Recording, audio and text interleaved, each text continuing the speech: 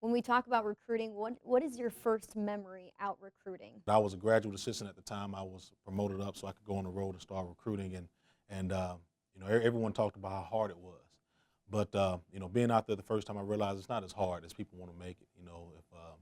If you're a person about building relationships and just have a way to talk to people and be honest with people, I think recruiting comes easy. Every time you go out, it's a different experience.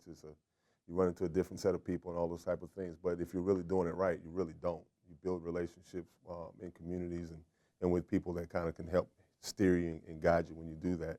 I think the biggest thing for me was just we didn't have Google Maps back then, and so you're trying to figure out how to get from school to school and figuring it out with just a regular map. You had to lay on the seat and then go back to the old school way of mapping out things and getting around from school to school and getting to where you needed to be. I'll tell you something I think that helped me early on. Coach Frazier, who was at Walt Frazier, Carroll um, City High School. Carroll City High School, he's passed, but legendary coach. And I can remember going to his school for the first time, and he said, "Son, where have you been?" I told him all the places I've been. He said, "Come here." So he sat me down, and he brought out a piece of paper that he had drawn, a map, his own map, and said, "Look at all these kids that you've missed because you went to this school and that school." So that was the first time I thought it was neat that one of the legendary coaches in the South Florida area sat me down as a first-time recruiter in that area, and wasn't selfish about only coming to see his kids, but wanted me to get out and see other kids that I may have passed over and kind of help me with that. So that's something I'll never forget, and that's why he's a legendary coach. So Was there ever a time where you went out to recruit a specific player and you ended up also recruiting somebody else along the process, whether that be somebody in the area or at the same high school? That happens more than you think, actually. You go out, sometimes you have a list, or you were out last spring and you have a kid that you were going back that you've already targeted, but you go there and there's been a move-in, or there's been a kid that's really over the summer really blossomed, grew an inch, got a step faster, and got a little bit stronger. So that happens all the time, and that's why we're always constantly in an evaluation stage of never, turning over every rock every time you walk into a school, because it's another opportunity to find a really good player. What about the worst recruiting story, whether that be bad weather, whether that be getting lost, whether that be flight delays? Do you have any of those stories? you know what, that's one of those things, because a lot of times some of your worst stories end up being the ones that helped you get the kid. Because we fly a lot and travel a lot, and sometimes you get to places and there's not a rental car. Yeah. And some of the embarrassing moments are when you think you're going to have a nice vehicle at a airport when you get there, and you have a two-door hatchback that you have to pull up and say, "Hey, here's our head guy." And sometimes that's some of the funny stories that you just have to work around in this game, because you never know what to expect. What about the smallest town you guys have recruited out of? Well, I recruit some rural parts of Louisiana, Mississippi, and even Georgia. So we have an opportunity to meet a lot of people and be in a lot of towns. And what happens is this: when you go into those small towns and small communities and see how this kid lives from day to day, you realize how fortunate kids are to have a chance to go to a great university like the University of Tennessee.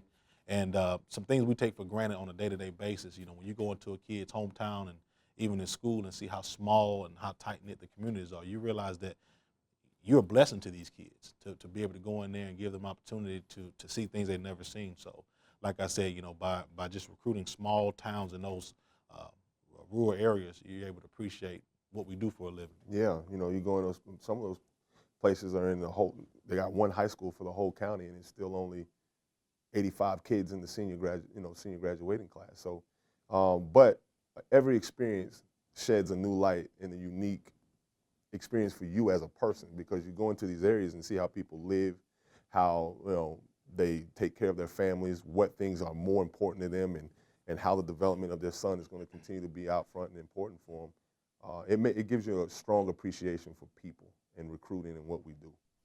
What about the grind of just recruiting specific players? Some stories you guys have from going after a player for a long time and finally getting that person?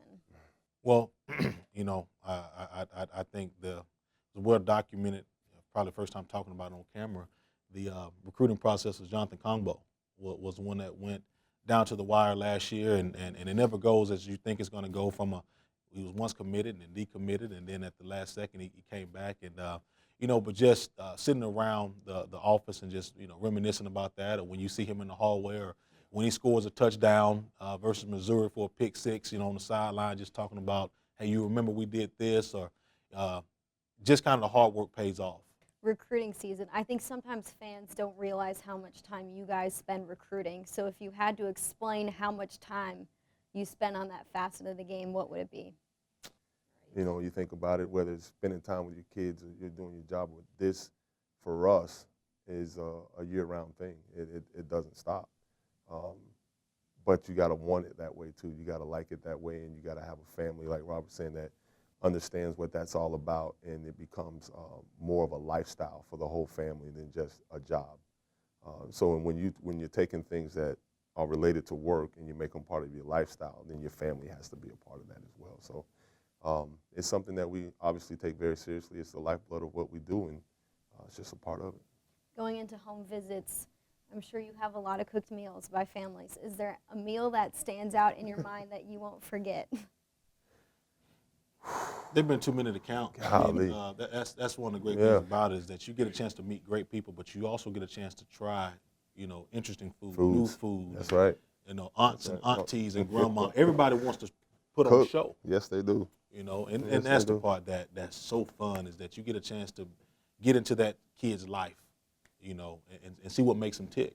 Yeah. And but from catfish, from grits, from fried chicken, baked chicken, roast beef, it's across the board, the board, and it's so appreciated too, because you're out there and you're at the Chili's or whatever place you're stopping in, this restaurant food, but to walk into a home and smell a home cooked meal being prepared, and you get to sit down with people and actually break bread with people, I think is the most intimate way to actually get to know each other and spend time with each other. Going into all these different towns, meeting different people, getting to see people in their home element, what do you take away from that experience as a whole?